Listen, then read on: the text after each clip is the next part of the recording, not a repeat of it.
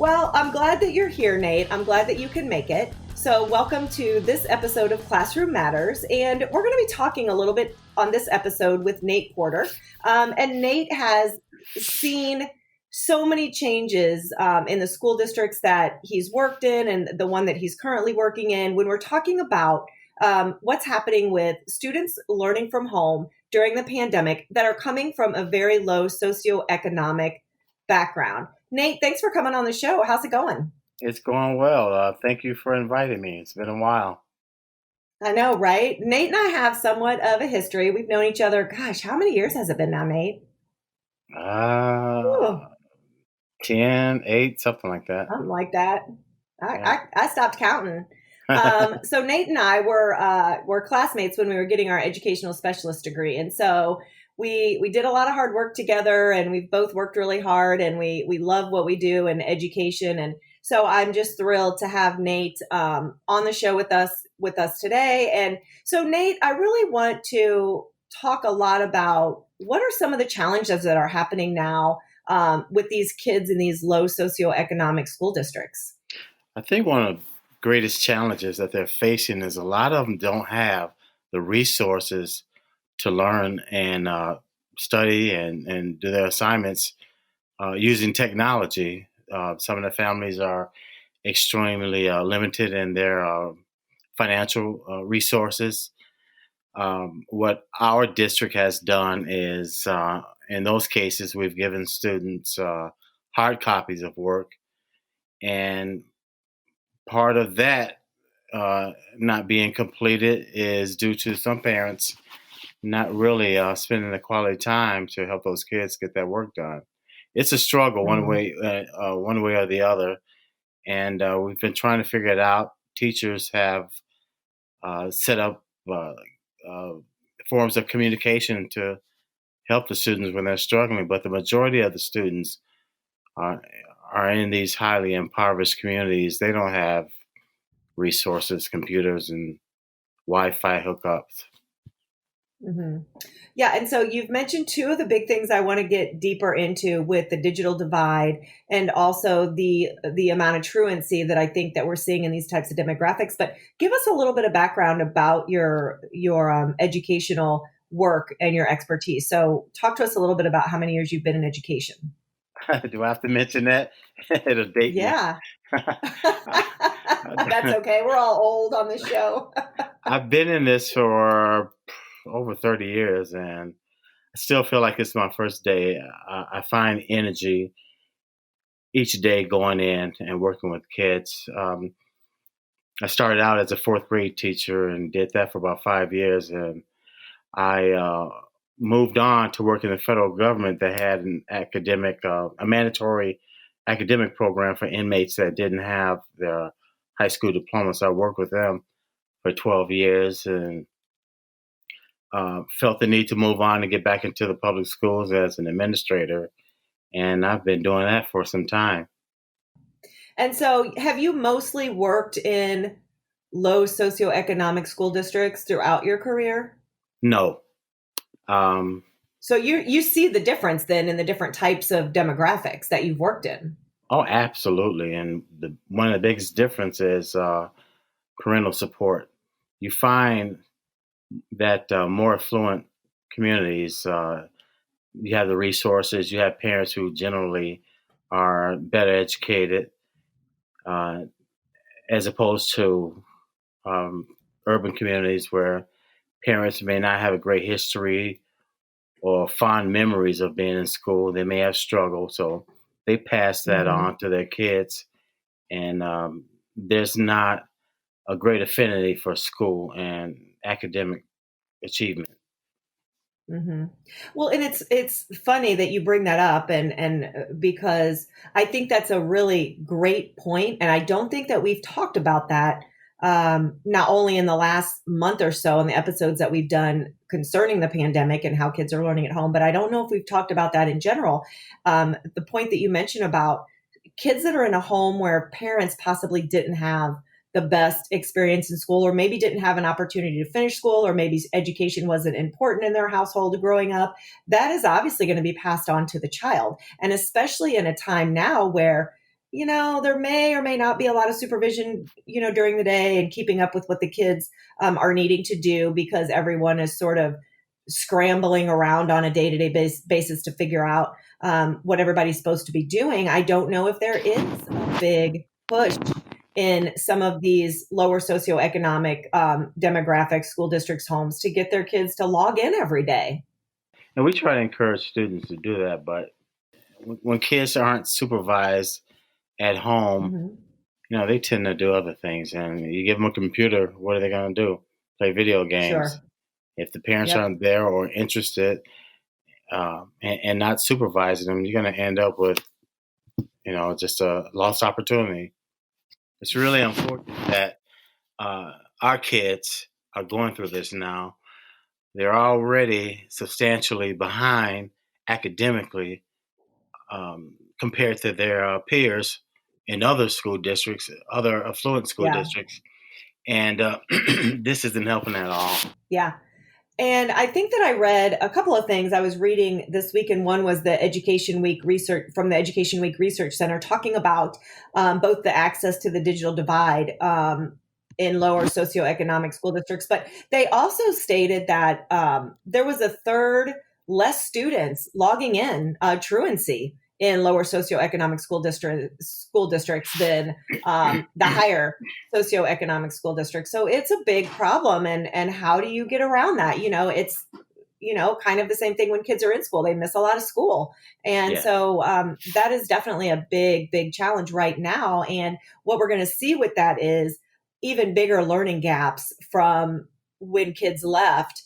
It's been 6 weeks now, I think, into when we go back in the fall, because I'm fairly confident that there's not going to be a lot of learning going on in not only lower socioeconomic school districts, but in a lot of households. Like, I'm looking forward to the summer so we can kind of push some of those, strict academics aside. So, what do you think this is going to look like in the fall with some of these kids that have these big learning gaps?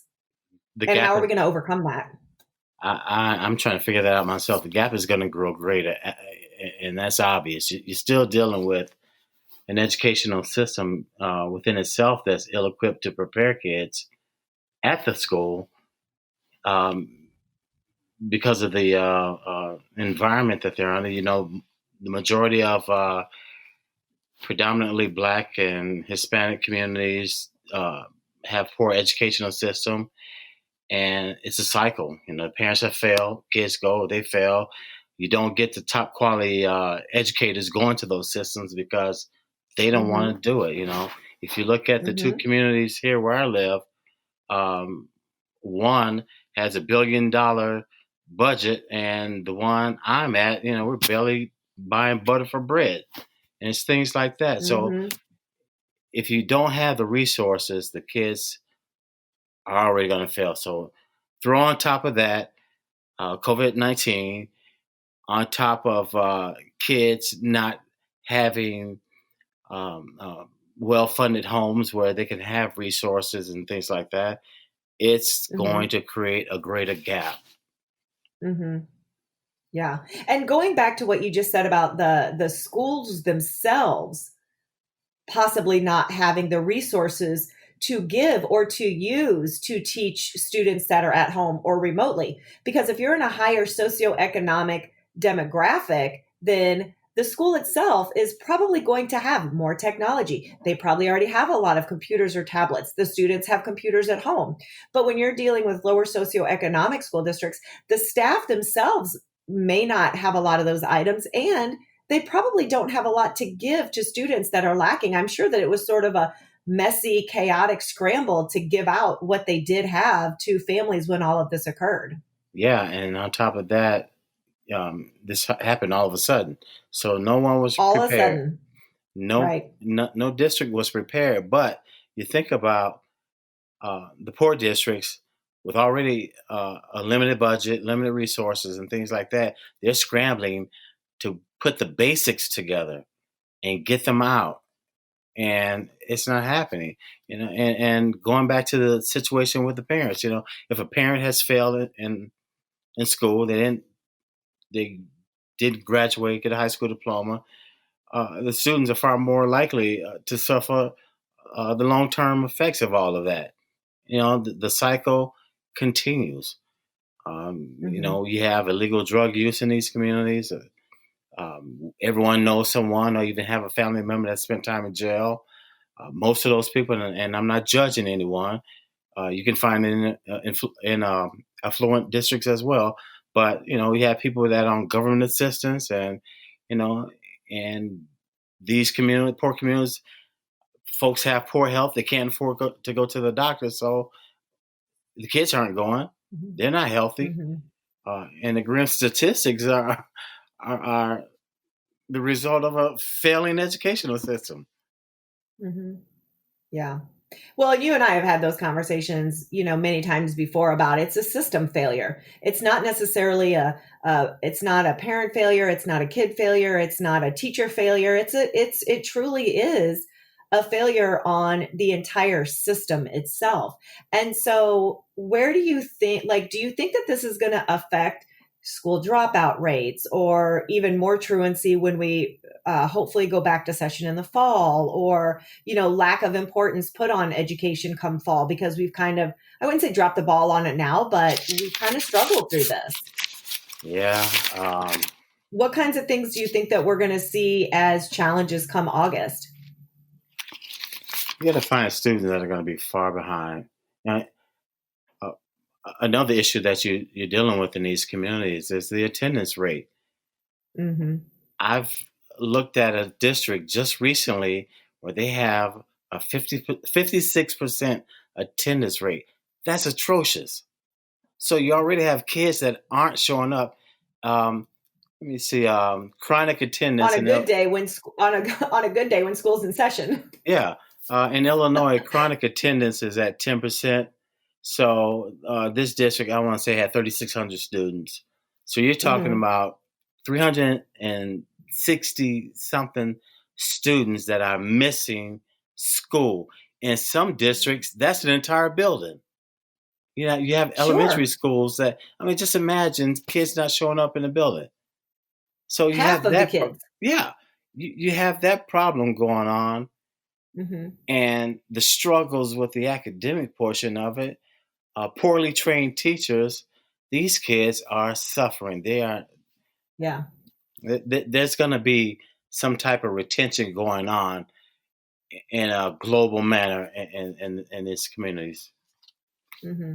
Well, I was having a podcast episode, I don't know, last week or the week before, with a reading specialist, and we were looking at the national assessment results that they put out every year. And I believe it was something like only 34% of fourth grade students were reading at or above grade level, and Mhm. 35% of eighth grade students were reading at or above grade level. And that's across the nation. So when you're sitting here talking about, in Illinois, 56% of kids are showing up to school in some of these lower socioeconomic school districts, and that's when school's in session. So what do you think are some things that are attributing to, I want to get back to the truancy that you just spoke about. What are some things that you're thinking and that you're seeing being in these buildings on a daily basis are attributing to these kids not being in school every day? I think the biggest contributor is parental support, support Mm-hmm. of the school, encouraging students to do their best. Those things tend to be one of the biggest factors. And you have some households where you have kids 10 years old that are responsible for kids younger than them. So they're taking care of Mm-hmm. kids. In some cases, they're trying to deal with social issues in the household. Parents may be on drugs. So there's not that encouragement to make any academic endeavors. So school is the last thing that they have on their mind. And if Mm-hmm. they so happen to get to school, they're not focused on that. Mm-hmm. Dad may have just beat mom. I've seen instances where kids are totally withdrawn because of violence in the homes, or they're not eating. You see kids hoarding food. So we're going. This is going to be a totally different generation that we have coming along in the next few years. Mm-hmm. Yeah. And now we're looking at a situation where parents are really struggling. A lot of parents have lost their jobs or have been furloughed or are possibly still able to work at a fast food restaurant or a regular, because all the restaurants are still sort of functioning curbside and certain big box stores are still work, but they have to leave and go to work. And Yeah. so, like you said, these kids that are at home, if they do have the technology, even my kids, and I'm here with them all day, every day. Hmm. I get a lot of pushback from my own children on wanting to log on or wanting to get online or wanting to finish XYZ piece of schoolwork. It's an everyday conversation, and I get a lot of pushback. So just imagine a home where parents, whether it's within their control or not being there to say, you need to log in. Do you have your assignments done? Or even checking in with them and reading books with them at the end of the day. Because, like you said, in homes in some of these lower socioeconomic school districts, it's just not a priority. Absolutely. Education is probably the strongest predictor of social outcomes and success, and I mean, even more than employment status. Or you have to have that background in order to succeed. Hmm. There are many pathways that it can lead you to, but the unfortunate thing is within the system that we have worked in, uh, educational failures can quickly lead us down other pathways. It's a cycle Hmm. in a lot of these communities. Mom and dad have failed. They project that onto their kids. Even if you call parents into the school, there's still that tension that they have about being in that place, and they become a little aggravated, and or they avoid it.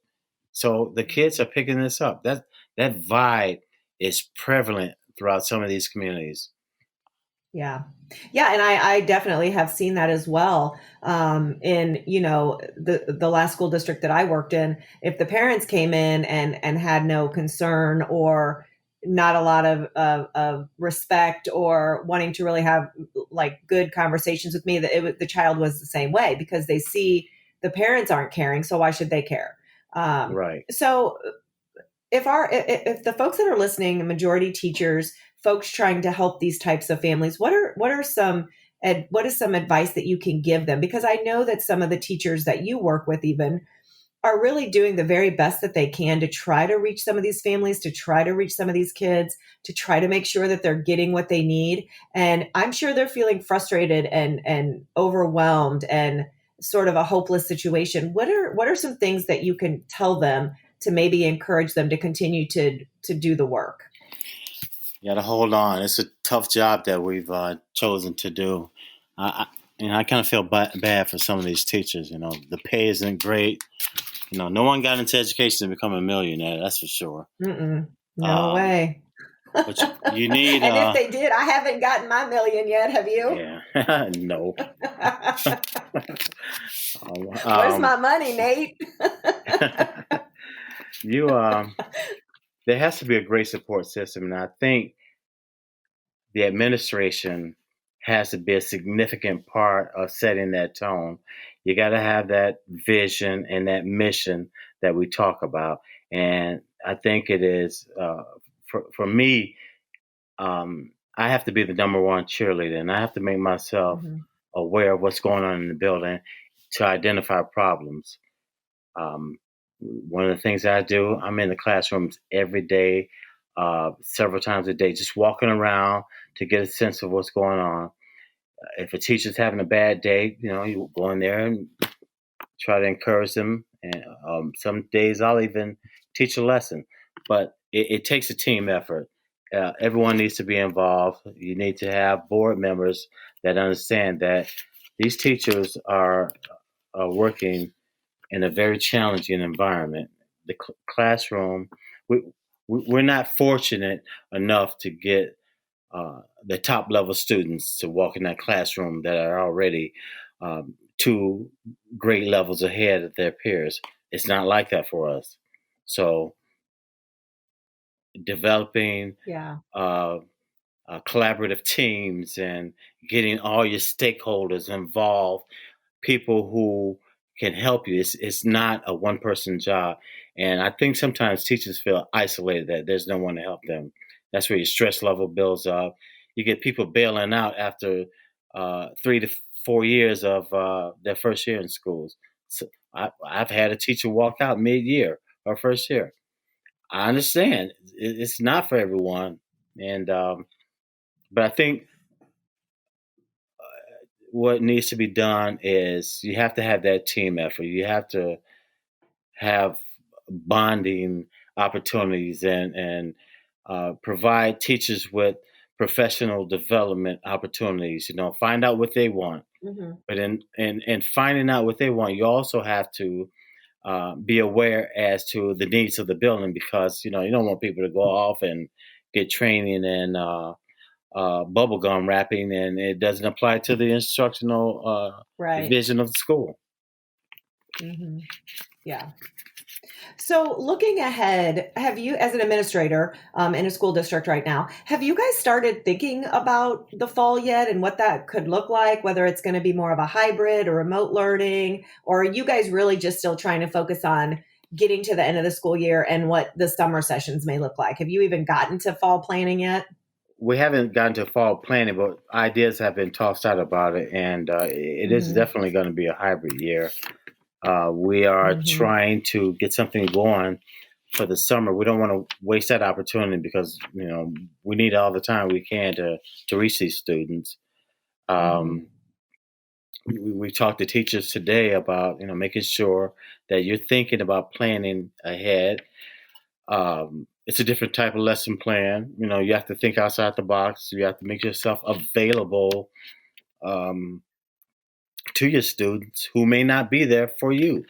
It's kind of hard to reach out to a kid when he's doing something else, and you call mom or dad early in the morning and they're upset. So you have to prepare for all that, and have a backup plan. But yes, we have been talking about summer and the fall semester, and trying to make sure this thing is gonna gonna go over a little smoother than it Hmm. initially started. Hmm. Do you think that a couple of positive things that we could maybe take from this is, one, obviously now we sort of have our minds wrapped around it and what's happened and what is potentially going to happen come fall, so we have a little bit more time to plan. And also, I've mentioned this in a couple other podcasts that I've done, but maybe some of those teachers that were a little resistant to new technology and using Zoom and sort of the online learning maybe have branched out a little bit and are more open to doing that now and have maybe learned a few things about using technology to teach. Yeah, I'm really excited about Zoom and GoToMeeting and things like that. And I think Hmm. there's a great advantage to it once they figure out all the hiccups. um, Yeah. but again, it's a wonderful tool. But if you can't put the tools in the hands of the people that need it, Hmm. through resources like Chromebooks and access to Wi-Fi. I mean, kids can't even go to McDonald's and sit in McDonald's to pick up Wi-Fi. So Hmm. somebody has to figure it out. I heard a rumor Yeah. that a district is using school buses and creating pockets of Wi-Fi for kids in the community so they can have access to it. I mean, that would be great. It You're would kidding. even, That's I haven't heard, that would be great. yeah, it would even be great if one of these large tech companies came in and placed towers somewhere. I mean, there are ways we can get around this, but like they say, it takes the efforts of a community to accomplish that. Yeah. But I think that, it's good to be thinking that way because now that we see what it is and what we're going to need for the fall, I'm really hoping that some of these things that you're talking about really come to fruition and some of these big, $1 million, $1 billion companies, organizations are able to sort of step up and help with the educational needs. And maybe it's we put our federal dollars into just distance learning and learning from home instead of trying to put them back into the classroom setting. Getting tools for the students and tools for the teacher to learn remotely and just have that be the plan. But, you know, who knows what's going to happen? I don't know. You don't know. I know we're all kind of just feeling it out, but I will be eager to be a part of that in any way, shape, or form that we can be.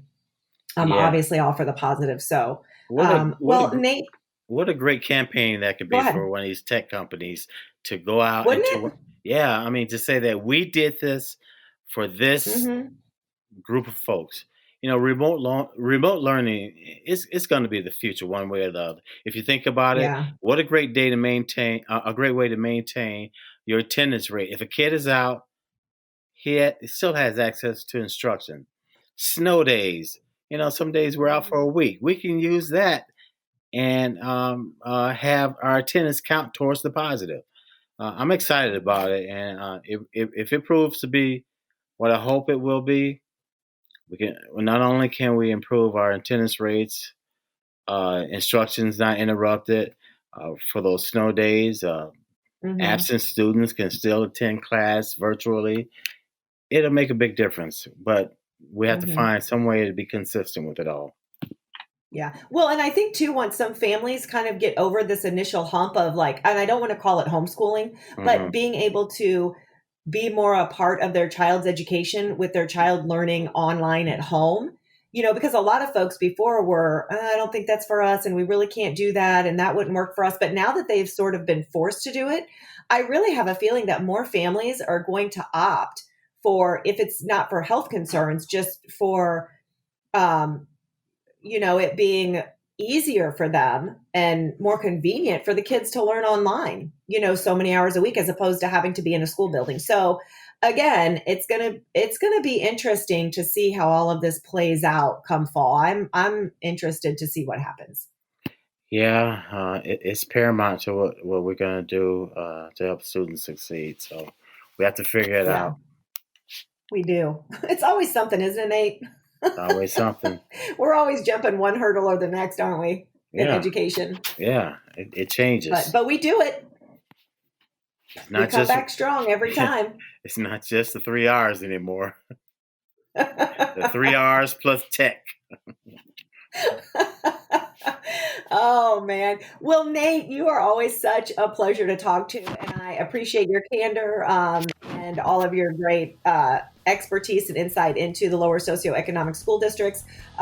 Thanks so much for coming on the show. Okay, I appreciate you inviting me. Yeah, it was fun. This is Kristy Houle, and I'm signing off for this episode of Classroom Matters. And don't forget to check out all of our free resources on the educate.today website.